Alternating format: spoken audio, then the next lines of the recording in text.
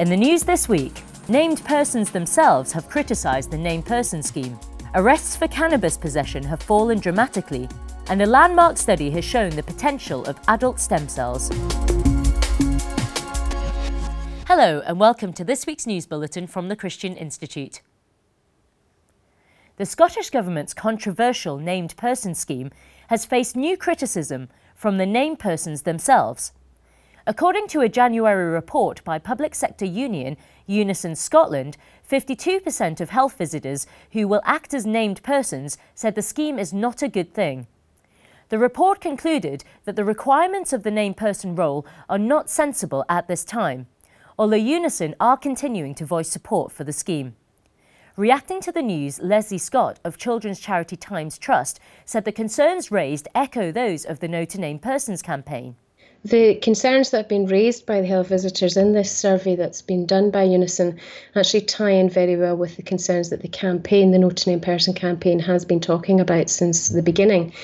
The Universal Health Visiting Pathway in Scotland that came out in October last year that outlines the core home visiting programme that all health visitors will have to undertake actually itself contains some concerning information and included that health visitors will have to share information on families even without their consent. Now that certainly ties in with some of the concerns that have been raised by health visitors, that this named person scheme will damage the relationship they have with families and families won't trust them anymore. And I think the Scottish Government really needs to sit back and take a look at these concerns and actually view them seriously with the gravity that they deserve for everybody concerned, not just the families in Scotland, but those people who will have to discharge these duties.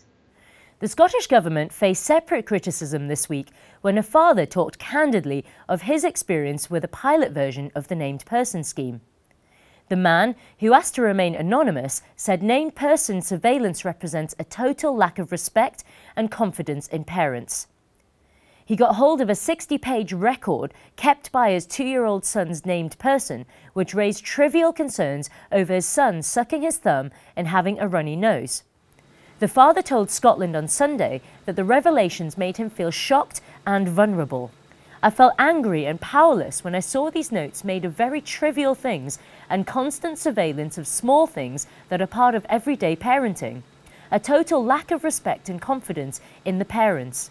I find it sinister, I find it very creepy, I find it chilling.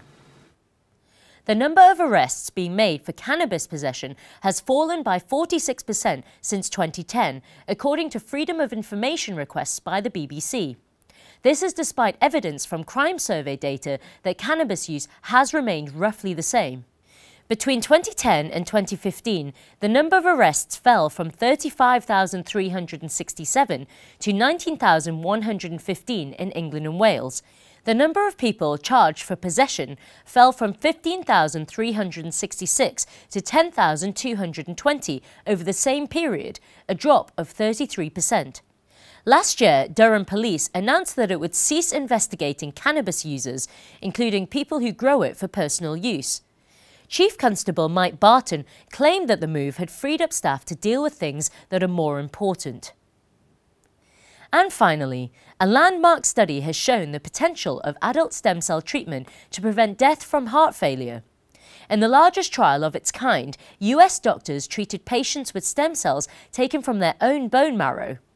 After monitoring 126 patients over a period of 12 months, they found that damaged hearts could be repaired.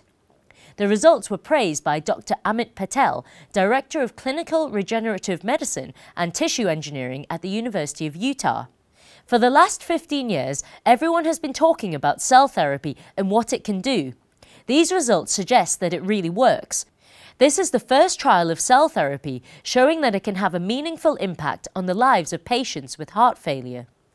Scientists and doctors have praised the potential of adult stem cell research as an alternative to controversial embryonic research.